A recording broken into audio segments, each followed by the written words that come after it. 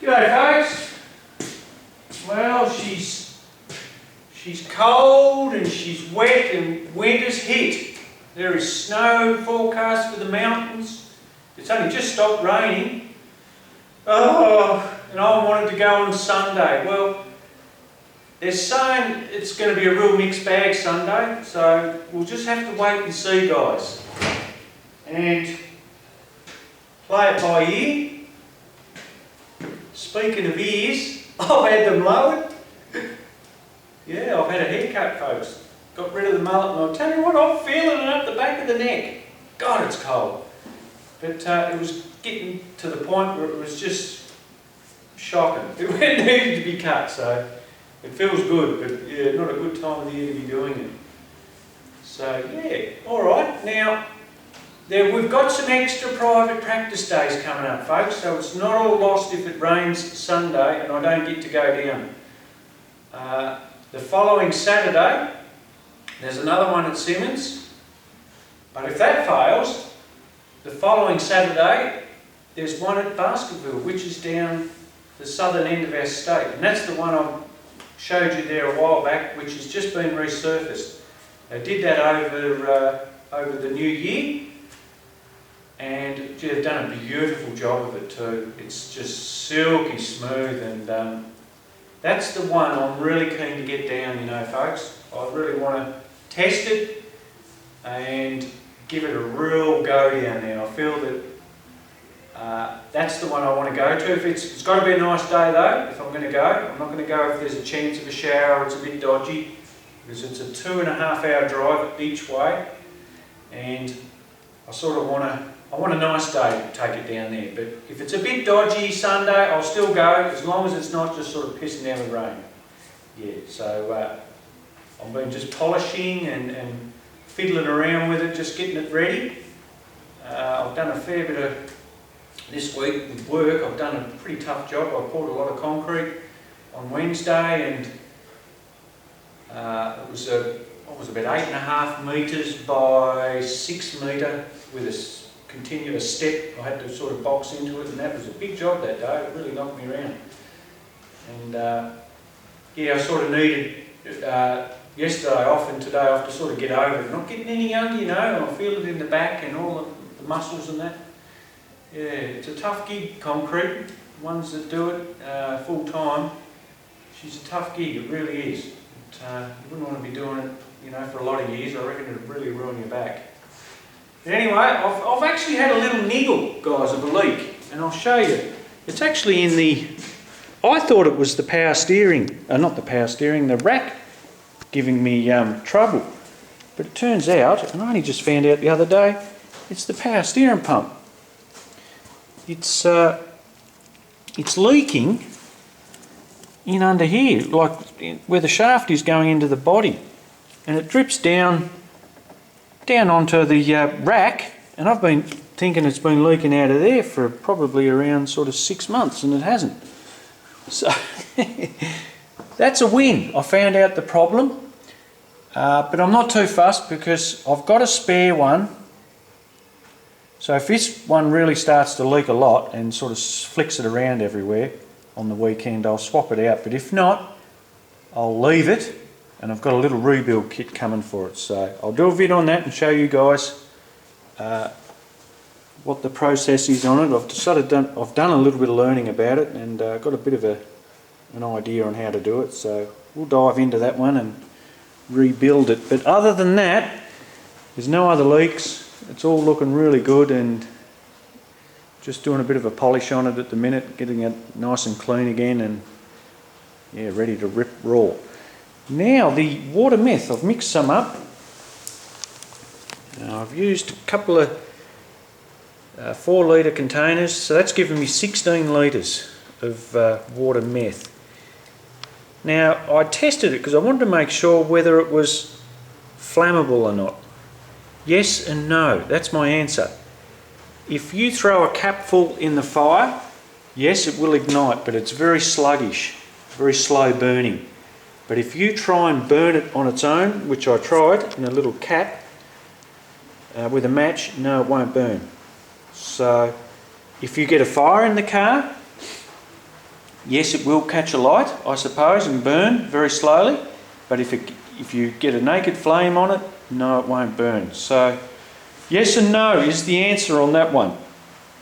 Snow Performance with their boost juice, I think, is around 40%, roughly. So that may be enough with that slightly less brew not to burn. So it is safe to cart and safe to run in your car. But for me, I feel comfortable. Like if you stick a match to it, it's not going to burn on you. It's not hot enough. But when I threw it in the fire, it sort of flared up. But it was very slow though. It wouldn't sort of woof. It just sort of burnt. Yeah. So yeah. All right. I've got a little thing I want to talk about, guys. I've been thinking about it for a while, and I've decided I'm going to tackle it because I want to do. Next year, I want to go to the mainland with my car. I want to.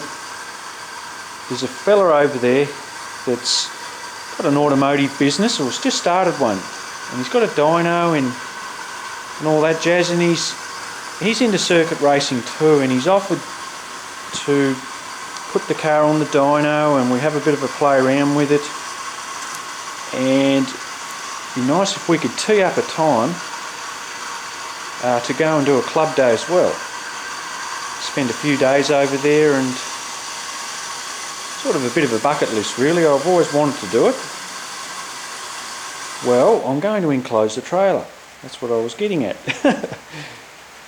I wouldn't want to drag it over exposed like this, just the way it is now. I thought, well, I'll build a little frame for it and panel it all in and enclose it. So yes, I'll do some progress. I'll do a little blog on it as I go. I won't sort of bore you too much with it, but as I do progress on it, I'll talk about it and explain how I'm doing things. And I'm guessing I could probably do it for around $1,500, probably more, $1,500. So I don't want it too fancy. I'm going to have to custom fit it to the front because this has got a very short drawbar on it, so I sort of can't go squaring the front off because I just won't be able to turn. So I have to really build it to suit the front of the car.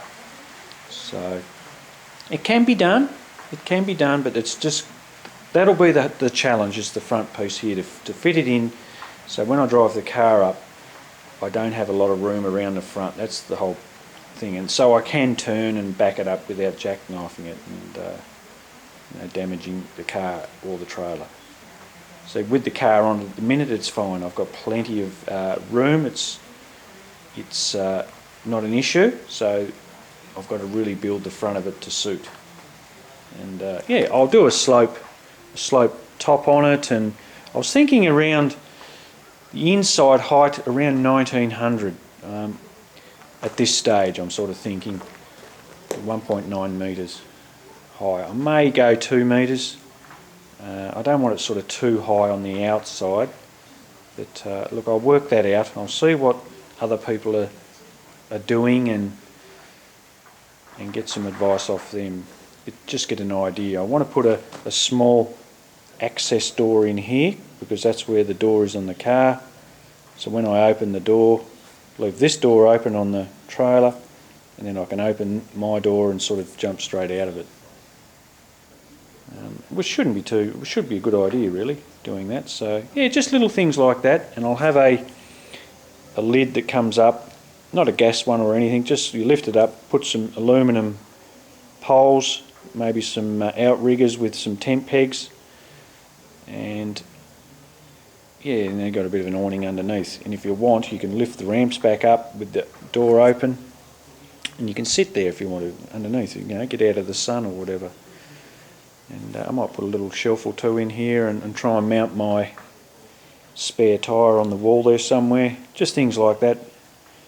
And I'll probably I'll come out to the guards with it because the trailer's 2.470, so 2470 wide, 30mm under maximum width, yeah, and I'll little floor down around the edge here as well.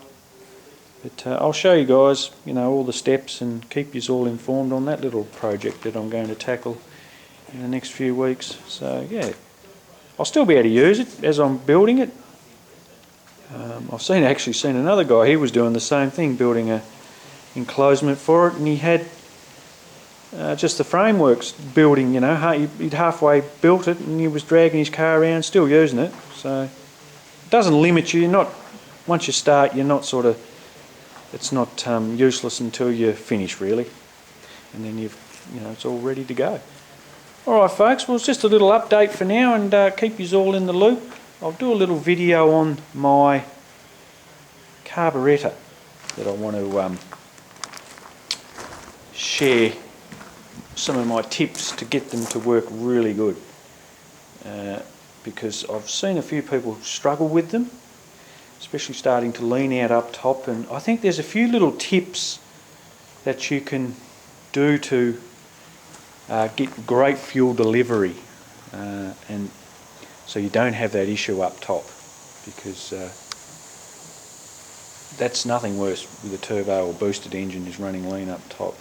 Alright folks, well let's pray on this weather coming good, and I can give you some awesome footage as well too. Before I go, I'm going to put the camera in a few different spots, so that'll keep it really interesting. I've got some, you can mount it on the boot, so if it is a little bit damp, the track, you'll get to see it fishtail a little bit and hear the carry-ons from the turbo, and which will be interesting. And I'll mount it down the side off the door with my suction. I've got a good suction clamp on the GoPro, and you can see the front wheel sort of move around, and it's really just some different aspects of the footage, aspects I should say. Alright folks, well I'll put one up soon, and I'll catch you later.